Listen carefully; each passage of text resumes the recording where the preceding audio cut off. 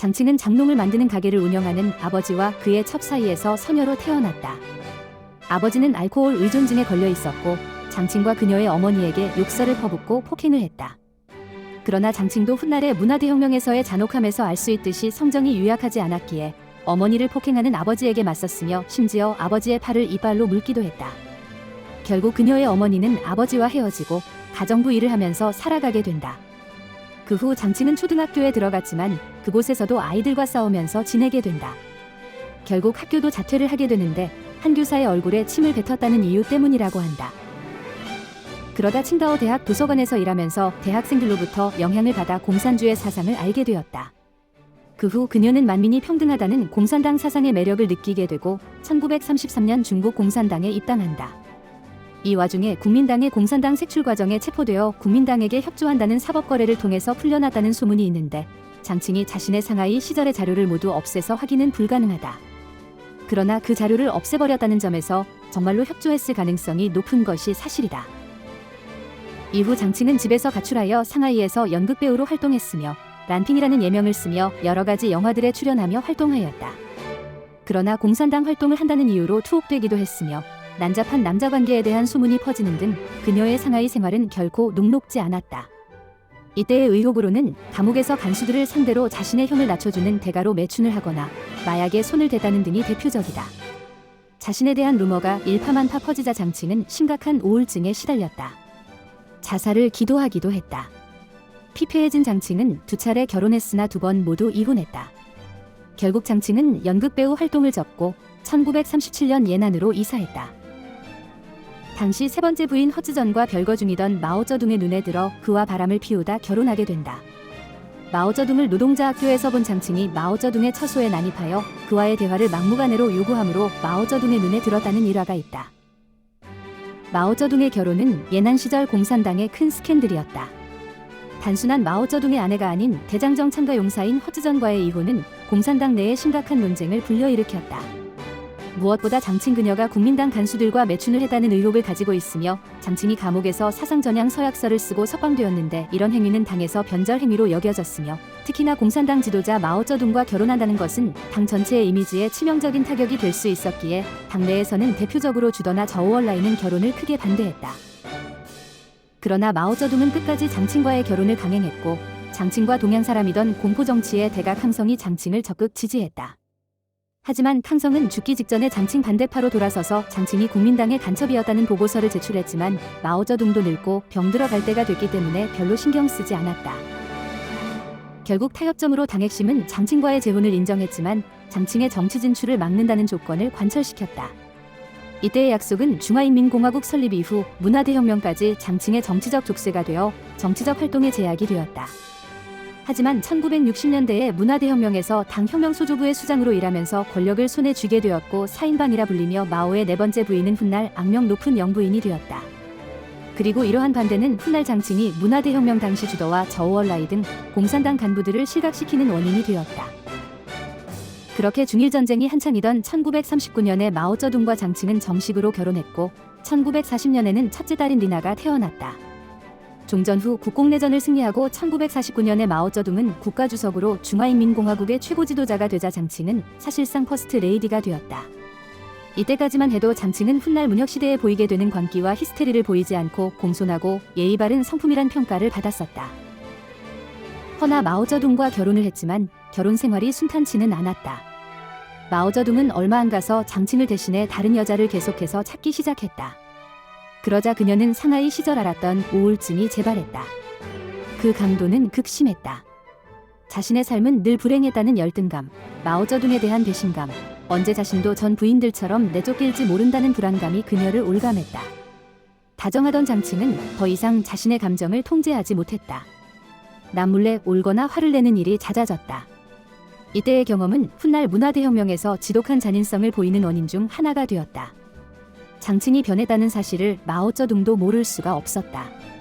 복잡한 여성관계로 장칭과 사실상 별거 중이던 마오쩌둥도 장칭의 측은함 혹은 이질감을 느꼈다. 그래서 마오쩌둥은 장칭을 달래기 위해 그녀의 당 간부 및 정치활동을 허락했다고 한다. 장칭은 중화인민공화국 건국 후 정무원 문화부 산하 영화사업지도위원회 위원, 중공중앙선전부 영화처 처장 등 자신의 전공 분야인 영화 부문에 종사하였다. 장칭은 종종 마오쩌둥을 뒤에서 조종한 악녀라고 여겨진다. 장칭이 사악했던 것은 사실이지만 1938년 결혼 이후로는 그녀에겐 마오쩌둥을 감히 거스르거나 조종할 능력도 의지도 없었다. 그녀는 순전히 마오쩌둥의 호의에 의존해서만 권력을 얻을 수 있었고 그걸 알기 때문에 문화대혁명 이전부터 마오쩌둥이 자신을 버릴지도 모른다며 히스테리 증상을 보이곤 했다. 문화대혁명이 시작된 이후 그녀의 행동도 1974년 비림비공운동 시점에서 마오쩌둥이 운신도 못할 정도로 드러눕기 전까지는 철저히 마오쩌둥의 의향에 맞춘 것이었다. 그녀는 훗날 마오쩌둥과의 부부관계를 이렇게 설명했다. 나는 마오쩌둥의 개였다. 그가 물라고 하면 나는 물었다. 이후 문화대혁명 초기 몇 년간 문화혁명 수조를 이끌며 정치국원이 된 후 수천만에 달하는 중국 인민들의 생활을 파탄시키는 데 큰 역할을 했으며 마오쩌둥을 도와 중국을 파괴하고 중국 문화를 사막지대로 만드는 것을 도왔다. 마오쩌둥이 실시했던 대약진 운동 실패와 소련과의 불화로 그의 위신이 실추하고 류사오치와 덩샤오핑 같은 개혁파가 득세하자 1965년 해섭학원 사건을 일으키도록 마오쩌둥을 부추겼고 이로 인하여 베이징 시장 펑전을 비롯한 상당수 당원들이 실각하고 중앙문화혁명 소조가 결성되면서 시작된 문화대혁명을 계기로 장칭은 이른바 사인방의 한 명으로 전 세계에 악명을 떨치는 계기가 되었다. 1966년 8월에 중앙문화소조 제1부 조장으로 취임한 장칭은 혁명적인 현대발레를 주장해 경극 같은 중국 전통예술을 배척해 많은 전통배우들이 자리를 잃고 중국 전통예술 및 잡기는 퇴보하고 말았는데 이것은 그녀가 배우였을 당시 자신을 제대로 평가해주지 않았던 연예계에 대한 개인적인 원한 때문이었다. 1967년 2월 영류에서 쉬샹첸, 예제닝, 내룽전, 천이 등 군 원로들의 가혹한 비판에 직면했으나 마오쩌둥의 개입으로 살아남고 전국을 주도하게 된다. 1969년 제9회 당대회, 1973년 제10회 전국대회에서 중앙정치국위원으로 선출된 장칭은 항성 등 정치에서 배척당한 인물들을 대거 사면하여 문화혁명파의 일원으로 만들고 장춘차오, 왕흥원, 야오원위안과 함께 사인방이라는 정치국을 결성했다. 린벼오의 실각 후 이들 사인방은 10회 전국대회 이후 문화혁명의 주도를 담당했다. 이들은 마오쩌둥을 지키고 보필한다는 구실로 여러 가지 악행을 일삼았는데 숙청 과정에서 그녀가 했던 개별적인 행동은 자신의 지위를 이용하여 개인적인 복수를 자행한 일이었다. 수십 년 전 장칭이 탐내던 연극 역할을 가로채고 미국에서 멋진 생활을 하면서 프랭클린 디 루스벨트 대통령 부부를 위하여 백악관에서 공연까지 했던 왕잉이라는 여자를 잡아들인 것도 그러한 복수 중 하나였다. 결국 이 여배우는 형무소에서 사망하고 만다. 거기에 류사오치의 아내 왕광메이도 자신보다 예쁘고 잘났다는 이유로 장칭은 그녀를 시기했고 그녀 또한 장칭에 의해 끝없이 규탄받아야 했다. 이때 얼마나 고문하고 피박했는지 왕광메이가 풀려났을 때 제대로 서서 걷지도 못했다고 한다. 또 왕광메이의 자식을 옥사시켰으며 저우얼라이의 양녀였던 여배우 수뉴스가 자신보다 아름다워 마오쩌둥을 유혹했다는 이유로 스파이로 몰아투옥한 후 부하들을 시켜 7개월간 구타하여 죽였다. 일설에는 윤관에 고문한 후 머리에 대못을 박아 죽였다는 소문도 있었다. 당시 수뉴스는 40대였고 당대 중국의 미남 배우였던 진샨과 결혼한 상태였다. 수뉴스의 죽음은 60년대 중국 국민들에게 커다란 당혹감으로 다가왔으며 남편 진샨은 10여 년 가까이 우울증에 시달리다가 1981년 베이징에 있는 자택에서 사망한다. 허나 그렇게 많은 피를 묻히고도 그렇게 많은 피를 묻힌 탓에 장칭 본인은 암살당할 거라는 망상에 시달렸다. 그녀는 권력의 정점에 있을 때 자신에게 다가오는 낯선 사람들이나 갑작스러운 소리에 극도의 공포심을 가지게 되었다. 아마 자신의 악행에 대해서 누군가 복수하려 들지 않을까 두려웠던 것으로 보인다. 그리고 자신의 스캔들과 국민당 형무소에서 간수들과의 부적절한 관계가 들통날까 봐 장칭은 자신의 동료와 친구, 애인과 그 애인의 친구들 심지어 하녀들까지 투옥시켰다. 그리고 자신의 마음에 들지 않는 사람이나 자신을 비판한 사람들 또한 마구잡이로 투옥시켰고 대부분 고문 끝에 사망했다.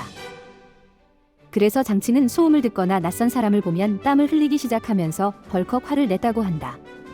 장칭의 건물에 생활하는 사람들이 지켜야 할 암묵적인 수칙은 이 건물에서 말하거나 걷거나 창문이나 출입문을 열 때 소리를 내지 않도록 조심해야 한다는 점이었으며 그녀를 오랫동안 바라보거나 앞길을 가로막는 일이 없도록 하고 최악의 사태가 발생하더라도 절대로 뛰지 않아야 하는 것이었다. 이런 성격이다 보니 이 건물에서 생활하기란 굉장히 어려운 일이었다. 장칭 주변의 모든 사람들은 한결같이 그녀와 함께 건물 내에서 생활하는 것은 악몽이었다고 증언했다. 그녀는 단지 모자를 떨어뜨렸다는 이유로 하인들을 형무소에 보내기까지 했다.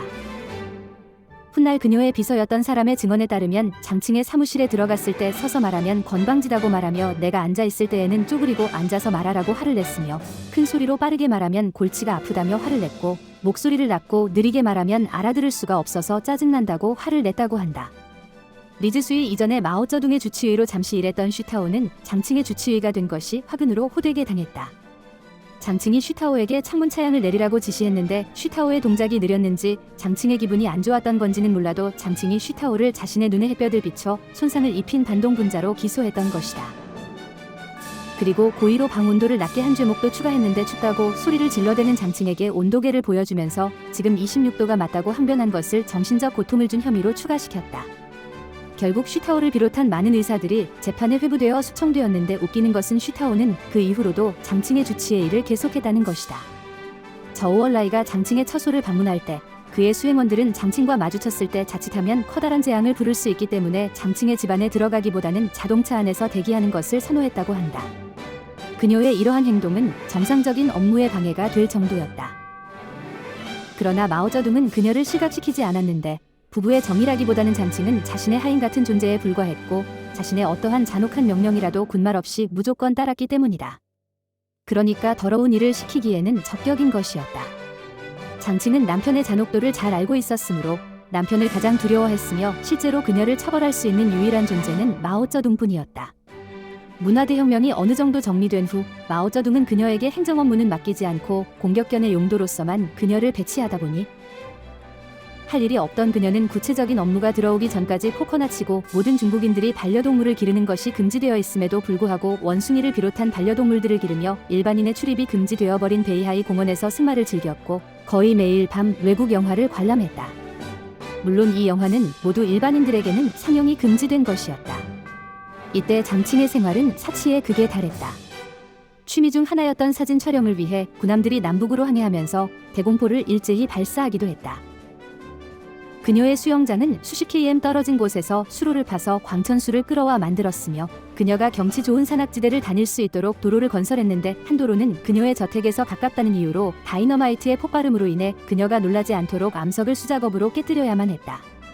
그녀의 예측할 수 없는 변덕에 대비하여 비행기는 항상 대기 상태에 있었으며 심지어 그녀가 입고 싶다는 특정 재킷이나 그녀가 즐겨 사용하는 뒤로 젖혀지는 긴 의자를 베이징에서 광저우로 수송하기 위해서 비행기를 띄우기도 했다.